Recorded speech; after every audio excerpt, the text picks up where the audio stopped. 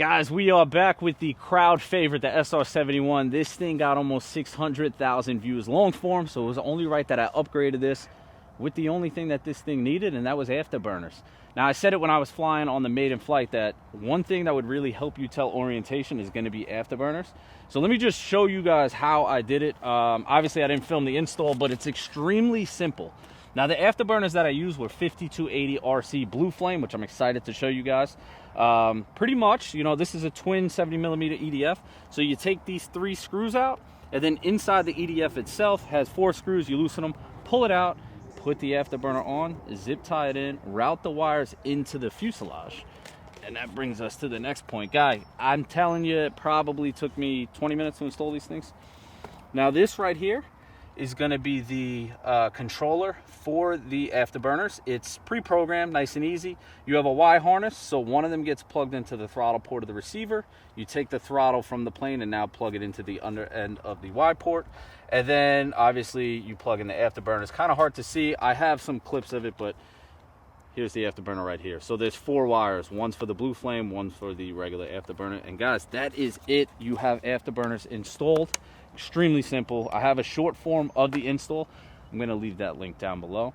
And then now we just have a balance lead connector right here. And that's what powers our afterburner. So once we, you know, plug in the plane and get it all set up, plug that in, you guys are ready to fly just the way you would. Now I'm running a 6S 6200 milliamp pack, LIHV bolt pack. 3 minutes is what I set my timer to. I want to say that's where my CG was. I'm hoping for the best here, guys. I haven't flown this thing in a while. I am nervous, not because it doesn't fly well. It actually flies really well. I'm nervous because I really like this airplane. Now, for those of you guys that seen the Maiden, obviously I showed you all the functions. A lot of you guys might not have seen the Maiden. I am leaving that link down below, but I'm also going to go through it real quick with you and just show you guys basic function. So first things first, let's get that gear out. I'm going to pull it forward a little so we're not messing up the... There it is. Gears coming out.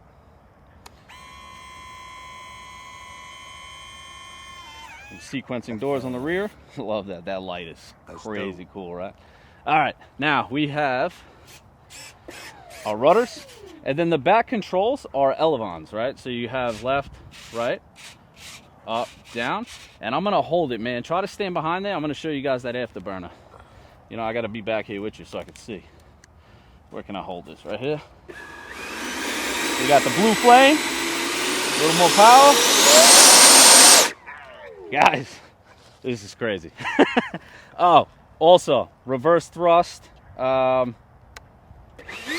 that's forward. Let me show you on the ground. The ground, not the floor. Don't get it mixed up.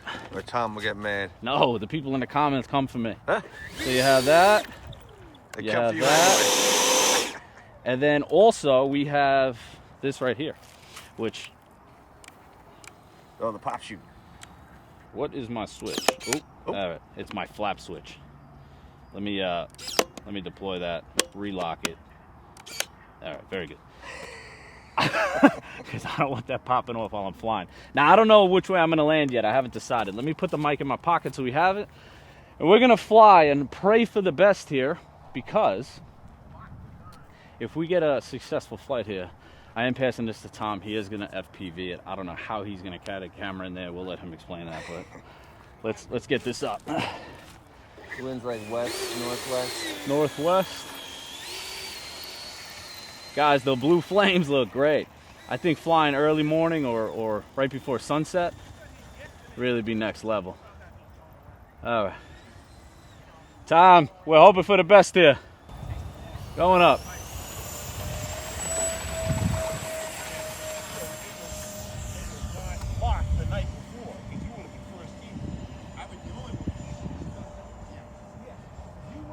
Woo.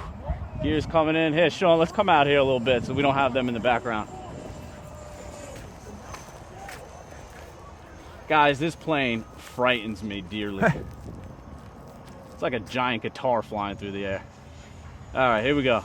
Right past, full throttle.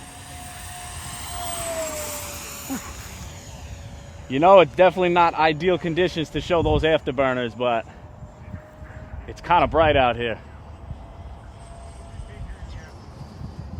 Can you see them at all on camera or not? It's hard, right? Yeah.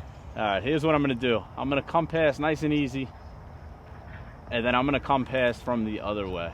I'm gonna come right to left.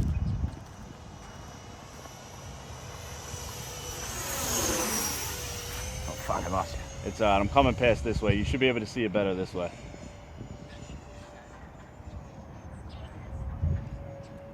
All right, Sean, we're coming past. Even slow, it's fast. I know, this thing cooks. Oh yeah. There it is. Yeah. Oh yeah. There it is. Yeah. And guys, that's our flight, man. We got to bring it in. Holy shit.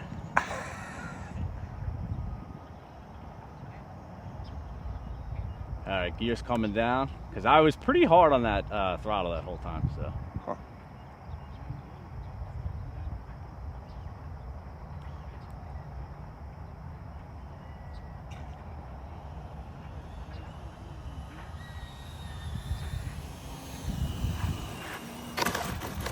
All right.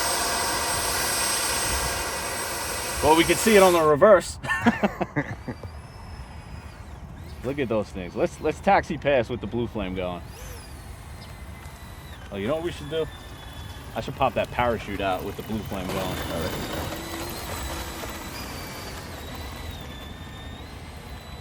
There you go. We got a little. Go left a little bit. Oh. Here's what we're gonna do. We're gonna pack the chute. We're gonna put a new battery in. We're gonna go one more time. Hopefully we get some better shots. And then we're gonna talk about how we feel about this Afterburner in this model. So let me do that. I'm so nervous. I am. I get nervous because, like, I really want to see this FPV. It flies good. It's just, it is challenging to see. Now, I was supposed to put the decals on, the waterborne water slide decals. I haven't done it yet. Right. You talked about maybe painting the tail. Well, I'm not going to paint it. They have, like, they give you 3 different sets or 2. I forget. I think it was 3 different sets of decals. And, you know, since Tom's going to be taking this and making an FPV, I figured I'd let him do the decals. And we just haven't done it yet. But once those are on, it'll definitely be a little easier to see. Maybe he'll do some matching American flag graphics like he's talking about on the Stealth. You never know with Tom. You never know with Tom. What I should have did was messed with him, painted this whole thing pink. Tom, it's Here you go. great color, dude. Here. You can see it now. You can see it. All right. Here we go. Full power, yeah? Yeah, needs it. Full power. And we're lifting. Oh man, I love the way that takes off. I don't think that will ever get old. Guys, you guys have an SR-71. You are the coolest guy at the airfield. There's nobody that's going to see this and not stop to watch this thing fly. Now, you said this way is definitely better? With the Afterburners, I Yeah. could see it if you do a pass, yeah. Here we go.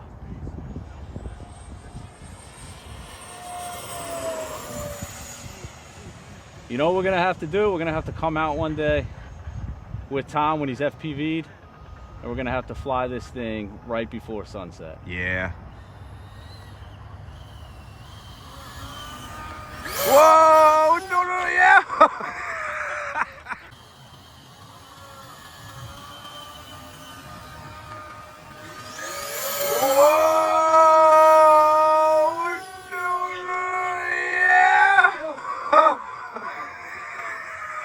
I was pushing the nose down hard there. Tom is stressing. Yo, that was the definition of the craziest last flight possible. Oh man. That got me going a little bit. Now I'll tell you what, I was hoping the Afterburners were gonna look a little better in this model. The issue, I think, is that the EDF literally is, I don't know, I want to say it's like right here. So obviously if you guys have an EDF where you know, the motors themselves are sitting in the back part of the you know, the model, like on my J10 from FMS, you see them way better, or like the Rafale or something like that. So I still think Afterburners are next level, and I think if you have a favorite EDF, you should definitely install them. And 5280 being the Blue Flame is iconic. That is the way to go. I've had these in a few jets, never had an issue with them. So that's definitely the way that, you know, I would go. Unfortunately, like I said, in this model, it's a little harder to see because of how far up these EDFs actually are. But I mean, SR-71, man, definitely cool. Now, there is one more thing I want to say before I end this video, and that's going to be interviewing the man who's taking this thing next. So let's go ask Tom how the hell he's going to put an FPV camera in that little cockpit. Look at that. That is insane. Yeah, all right, so we just want to know, because I'm telling these people that you're taking this now. Okay. How are you going to put a camera in there? Okay, so first try is going to just be remove the plastic pieces that have the canopy. I will definitely, yeah, these two pieces, this piece and this piece. I'll leave this piece of foam here for now. And I'm going to see if I can get in a pan-only, my smaller system, which still would be my CADX. It wouldn't be, I mean, the old CADX, the CADX DJI system, not the new CADX system, the walk snail, because it's a little too big. So the old CADX DJI system will go in here, maybe in two pieces. It might have to go in camera and servo here, and the VTX in here. And then these windows will probably get cut out for cooling. These windows will definitely get cut out for cooling, and I'll probably leave these windows in. But this black hood, Is that a hood? That's their dashboard. That's yeah. There's probably instrumentation in there in a full-scale aircraft. That's going to have to come out so that I can see forward a bit. Got it. But you're still going to leave this big piece of it. Yeah. I'm going to make it look like I'm looking out the window, except, you know, you just, that hood is going to have to be missing, at least temporarily. I'll cut it away. I will then reverse engineer it so I can put it back in a nice piece of plastic if I think I can fly the airplane with just kind of looking out the front, left sides. And you think confident that you can fly this FPV? Oh yeah, I don't think this. I mean, better than that landing. I mean, first one I ever hover in SR-71. That was close. I pushed the nose all the way forward last second. That's very typical. I've seen so many of these models fly where they were scratch built or those big glass forward. Oh yeah, if you get the nose a little too high and too slow. Yeah, my battery didn't shift. That was just poor piloting. You can move those control surfaces all you want. That thing is just come and go. You're going along for the ride. Yes, sir. All right. Good luck. Thank you. Your decals are over there on the table, so we're excited to see what you put on this thing. Yeah, I'm not sure yet. I might go with the NASA. I'm not sure yet. Just one favor, right? Make sure that the Maiden flight FPV, I'm here just in case he crashes. We need that on film, right? Guys, I appreciate you watching. Yeah. Stay tuned.